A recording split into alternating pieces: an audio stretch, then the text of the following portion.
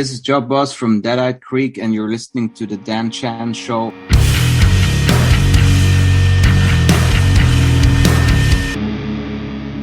Hey, Einar, Job, how's things, guys? Hey, man. Pretty good. So whereabouts are you both? Because I know you're an international band. Einar, where are you? I'm in Iceland. You're in Iceland. Love Iceland, Yeah. mate. Love that place. And Job, you're obviously in Netherlands, right? I'm actually not in the Netherlands. I'm in Bergen, Norway since 7.5 years now. Oh, right. Okay, there's me. Yeah. Got that wrong in my research. Okay. Yeah, no worries. Fair enough. Okay, Yeah, no, so I'm all over the place. all over the world, I'll accept that. So you're here tonight, both of you, to talk about the new outfit, Dead-Eyed Creek. Now, so far, you've released one single, Set Me Free, and I wanted to get you on the show because I'm loving the track, guys. Honestly, I'm loving it. And I want to talk more Thank you about so much. I want to talk more about you guys and what's going on. And can you tell me about the band and how it all came together? You know, you call yourselves an international band, as I've just said. You've got Iceland, Norway, other places as well. Tell me what's going on. Yeah, well, I mean, I think we were thinking, like, what should we say? Where's the band from? You know, because, you know, obviously I'm originally from the Netherlands and I don't live there anymore. Einar lives in Iceland. The bass player, Max, he lives in Holland, and the drummer, Norman, he lives in Germany. So, I mean, you know, it doesn't really make sense to say that we're from either one of those places. So, Birgit, our PR agent, she said that we might as well call it ourselves an international band, and I thought that works perfectly fine. International Metal Mystery. Yeah, so okay, well, I'll come to this. I'll come to the fact of how you get around, obviously, the logistics of all that. But I want to go back to the fact that you learned guitar for this band. You went from keys to strings. How was it? And you must have had a rough grasp of guitar before, surely, because you've done a great job. Oh, thank you very much. But actually, I never really played guitar. That's not a joke. I mean, of course, at rehearsals with other bands and stuff, I would, grab a guitar during about breaks. the guitar. Yeah, exactly. But I mean, I think it was kind of a good coincidence that the whole COVID thing happened, because that gave me so much time to practice. But, I just had ideas for songs in my head for a long time, and I was always struggling to find my way to express those ideas, because, to be very honest with you, I'm not really a born keyboard player. Right. Okay. Like I kind of just rolled into that job, and I mean, I like it, but it was never where I had, something to say. Yeah. So I just decided to buy myself a guitar and just start from scratch and start learning the things, so that I would be able to play what I wanted to play. And really cool. So that basically happened. That's really cool. That's what a massive undertaking to do that. Learn a new instrument to start a new band. That's unheard of, surely. Unless you're 12, unless you're 12 or 13. Yeah, yeah, exactly. So, did you find it easy? And is there any regret that you didn't get into guitars earlier in your life? I mean, I did think to myself that I should have started earlier, but fuck, I mean, it's never too late to learn something new. And I mean, obviously it turned out all pretty well. So, I think as long as you have the determination to really go for something, it's never too late or too early. Right. Because, I really set my mind to, okay, I'm going to do this and I'm going to make this happen. And that's what I did. So, and here we are. That's why I think every sort of like springtime, can I get a 6-pack for summer, but I never get around to doing it. Yeah. I'll take inspiration from that it's never too late, right? No, be determined. That's the key. That's the key. So you just touched upon it. Now, you guys started this band in 2019, and then the pandemic hit. Was that a frustrating time, or did it allow the band to get its shit done without any pressure? You touched upon the fact you managed to learn guitar in that time. Do you think, where would you be now without the pandemic? That is a very good question, because, I mean, we've had quite some bumps in the road when it comes to the startup of this band, because I think we might have had around 5 lineup changes already. Okay. And that's because I think without the pandemic, we probably wouldn't have existed in you know, or at least I would have probably still carried the torch, but then we would probably would have failed somewhere along the road. And that's basically because things have gone wrong in our lineup because of several reasons. And I'm kind of happy that we waited for this long to come out with the band, because at this point, you know, I've never felt so strong about the lineup of the band, and you know, it feels like we're finally a really great team together, and like the way that things are working out now is just great. And so I'm glad that it took such a long time. Something good to come out of the pandemic. Yeah, I mean, there were quite a few good things that came out of the pandemic, but you know, it gave us the time to really, you know, do things properly. And that's also what I wanted to do. I wanted to do this properly. Like, there was no way that this was going to be just another like side project or, I really wanted to push this band. And with Einar joining, I think you joined 3 months ago or something. Yeah. So, you know, that was the final, you know, the cherry on the pie, and now we're ready to go. Awesome. So obviously we're touching on the fact that the international band, how did you get everyone together? How do you get together? Was the album recorded remotely together? And what's the future for that? I started the band with like basically the music started to take shape with a good friend of mine called Matthias Landes. I used to play with him in a band called Dark Fortress. Yeah. So me and him, we did a lot of like back and forth, like online, like recording and you know, sending files and building the songs. At some point that didn't work out anymore, and then my good friend Norman, who used to play drums in Triptychon, he really wanted to do it. So you know, he's our drummer right now, and I'm really glad about that. And the funny thing is, they are kind of similar drummers. Like their styles are really comparable. So it was kind of a very smooth transition. And I mean, you know, because obviously we don't live, you know, in the same neighborhood, so we have to kind of work in the way that we send files back and forth. And Einar has his own recording studio in Reykjavik, so he can record his stuff there, and you know, then it's basically ready to go. If you know, when he sends his vocal files, then it's basically mix ready, and that is a really, you know, luxury to have that. Mm-hmm. Now, you mentioned you wanted to go back to your roots with this. Is this the roots of music that first got you into metal, or similar music to what you played in your first band? Because there's so many nods to so many different genres and bands throughout it. That's what drew me to it. Yeah, I mean, when I was probably, I don't exactly recall what age I was, but probably around 10, I had like this little, you know, it was not even, I don't think you can even call it like a cassette player, but it was like this little toy where you could, you know, play cassettes, and there was like this little like toy microphone, and you could sing over it and stuff like that. I think I had one. So good times.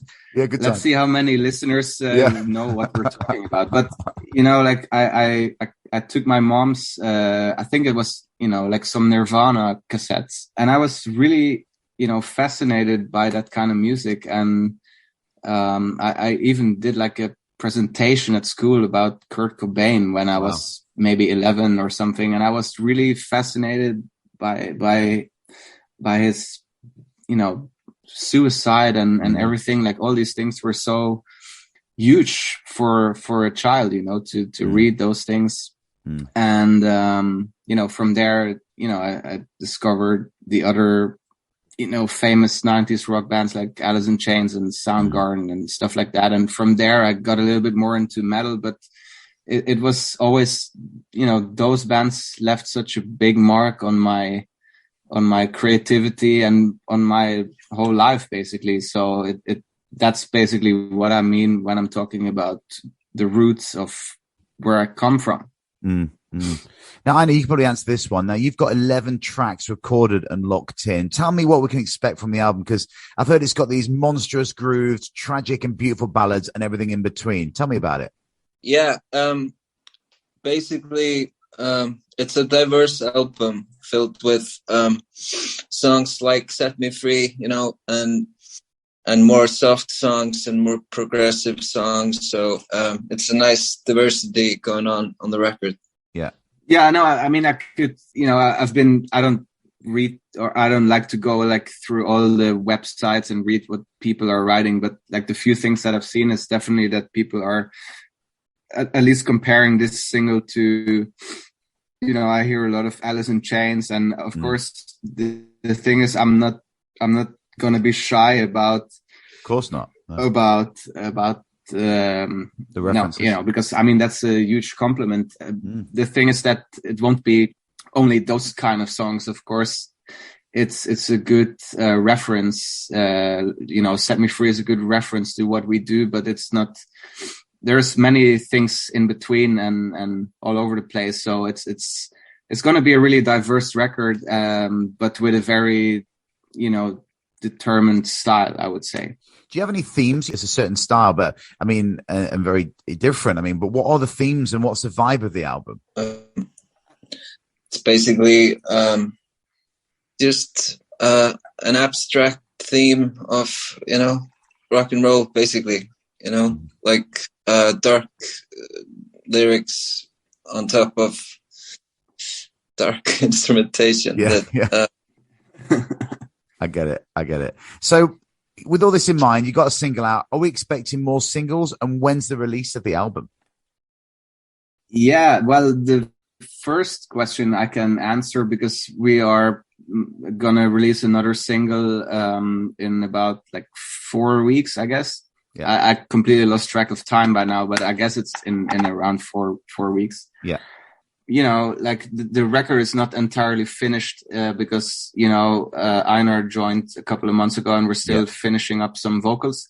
But, we're also talking to some record labels and things like that. So depending on the outcome of those things, we will plan a release date. But for now, I can't really say. I hope it's, because the thing is, there is also so many delays in pressing plans and whatnot. So it's not the easiest time to really release a record on short notice, but we will have enough material in the meantime to keep people satisfied and to show new things and bring more fans in.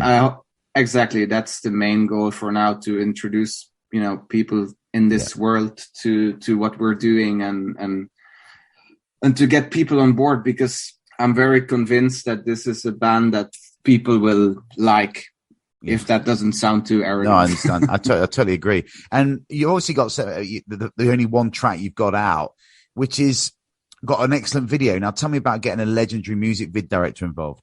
Well, that was kind of a trip, I have to say, because I remember we were having a band meeting, maybe a little bit more than a year ago. And,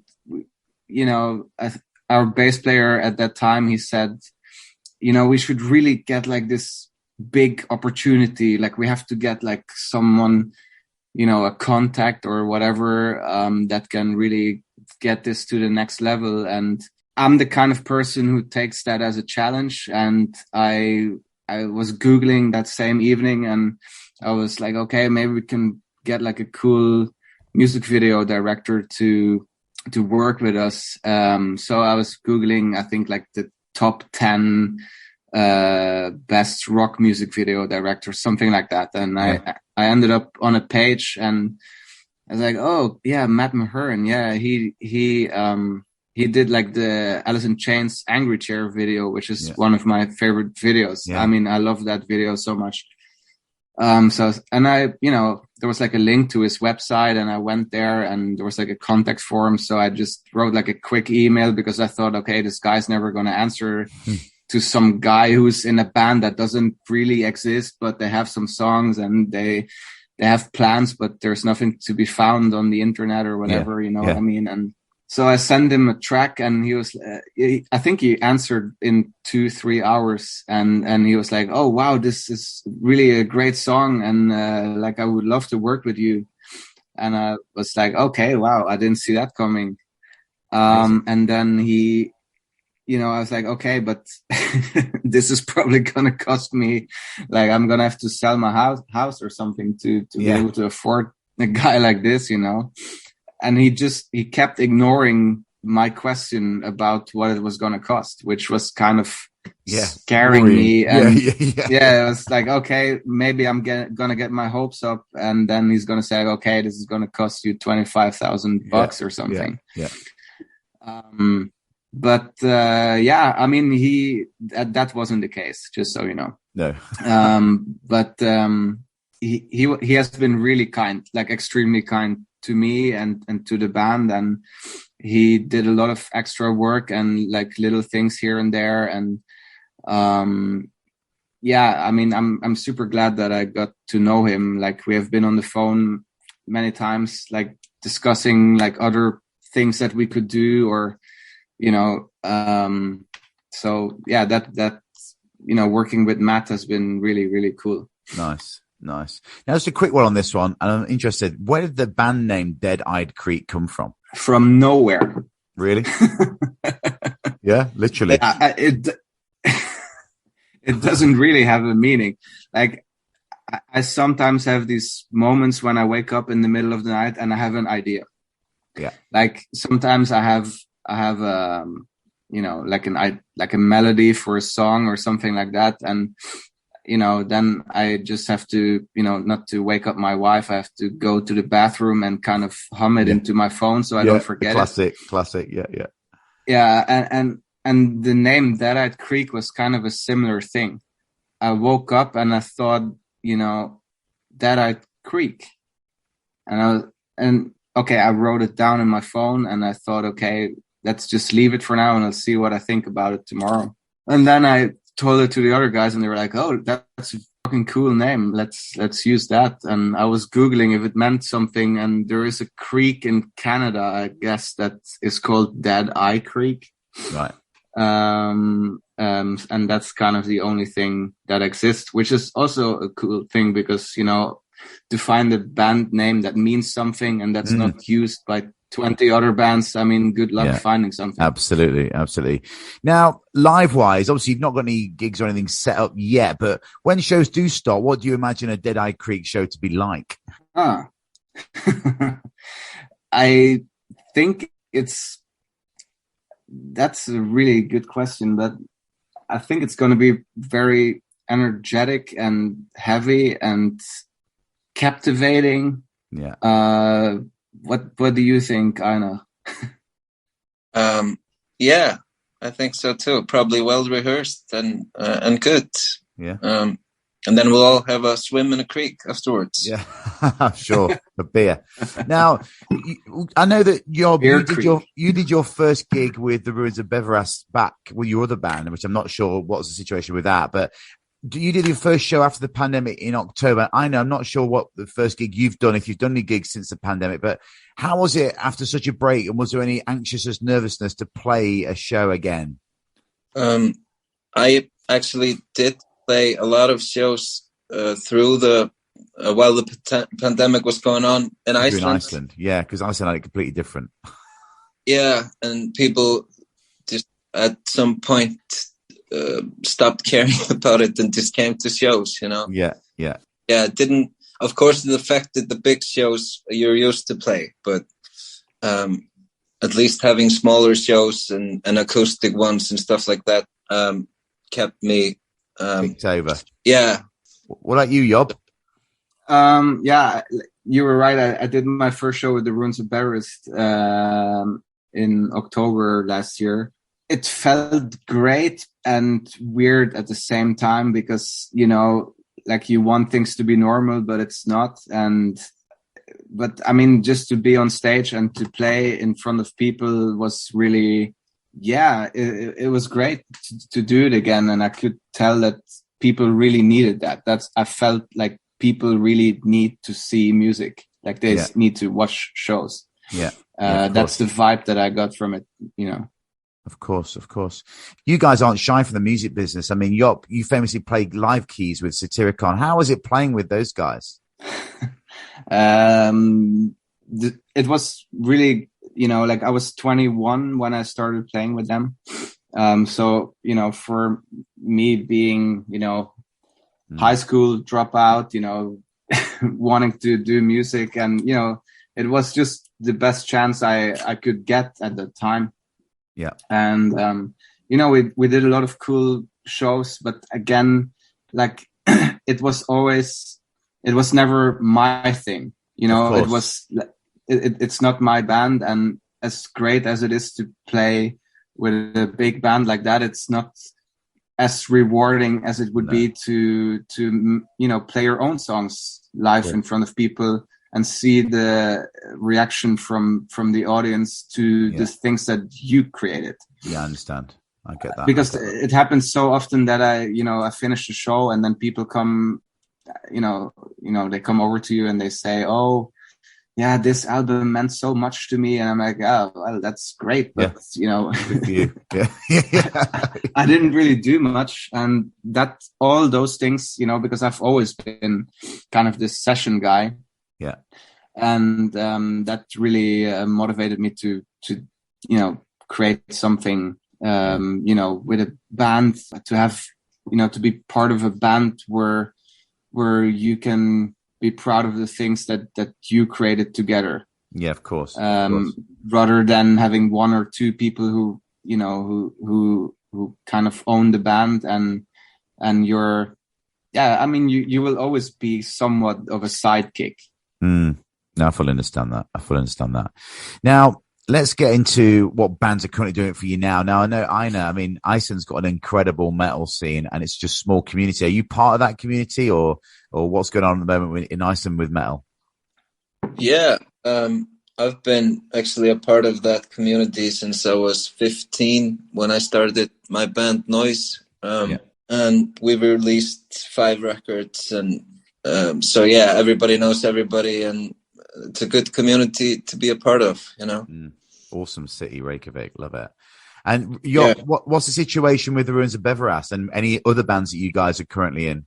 Yeah, I mean, with Ruins of Beveras, we're doing some shows. We're playing Hellfest next week, and with Dark Fortress, we have done a couple of shows this year, but it's already done. You know, Dark Fortress has always been this band. We play a couple of shows maybe every year, but my focus is here now, and that's also what all those bands know, that, you know, of course, I'm going all the way with Dead-Eyed Creek, and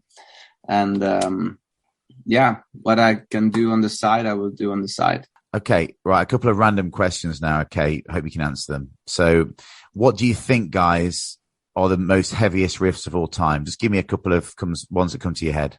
The heaviest riffs of all time? Yeah, what do you think? Slayer or something. I don't know. Yeah, you're a new guitarist, Job. You must be focusing on guitars now. So, come on, give me a heavy riff. I mean, the heaviest riff for me that inspired me or the riff that I can listen to over and over, is probably Check My Brain by Alice in Chains. Yeah, you know what? That is so there for me, mate. You're so right. I totally agree with that. That's the first time I've had anyone say that. That's the first time you hear anyone say that? Yeah, when I asked that question. Who have you been talking to? I know, well, you're right, but it's usually, Black Sabbath, you know, but that's a deep cut, but that is a great track. Yeah, I mean, there are a lot of, you know, riffs that are heavy in its own way, because I think people kind of lost the definition of heavy, because I feel heavy in 2022 means tune your guitar down to as low as you can go, and I mean, to me, that's not heavy. Like, heavy is something that creates a heavy feeling in your body. Yeah, and because Black Sabbath riffs were pretty heavy at that time, and now people probably think that it's not, because you know, the definition of heavy has slightly changed. Yeah, not really evolved, but just people gave it a new meaning, I think. Yeah. So here's another funny question, right? Tell me, if there's one album that you could have written and claimed to be yours, which album throughout history would you choose? I would probably go for Wish You Were Here by Pink Floyd. Right, okay. I would go for In Utero with Nirvana. Wow. Yeah, two surprising Another answers good there. one. Yeah, very good. Okay, a couple more questions. Describe the band in 3 words. Heavy as fuck. Like it. Yeah, that's good. I'll take that. Anyone else? I describe it, yeah. That I'd Creek. Oh, yeah. All right. So what's the future for Dead-Eyed Creek? And finally, let's speak directly to your fans. Your new fans, the people that don't know you yet, that are going to find out about you after this. Yeah, no, I mean, the future is that we're gonna record, we're gonna finish this record, and we're gonna, bring it out, hopefully as soon as possible. And I mean, this is definitely gonna be a band that you will hear from a lot, because, we have a lot of plans, and we're all serious musicians who do this for a living, and also we all live for music. It's not that we all live from music, because that doesn't mean very much nowadays, but we are very driven and determined to get this band on the map, and to there are when I look at a lot of the modern rock bands, like, it doesn't really do much to me, and I hope that with this band we can bring back a little bit of the way that at least we think that rock should sound like. Yeah. Do you agree, Einar? If that makes sense. Yeah, totally agree. Yeah, that's fine. That's cool. Straight to the point. We're not like, there's so many of these bands who have like auto-tuned vocals and like, polish this and that. And to me, that has nothing to do with being in a rock band. Yeah, I agree. Well, Einar, Job, thanks so much for joining me on the show. I'm expecting big things. I'm looking forward to the album and the tours to follow. Thank you very much for having us.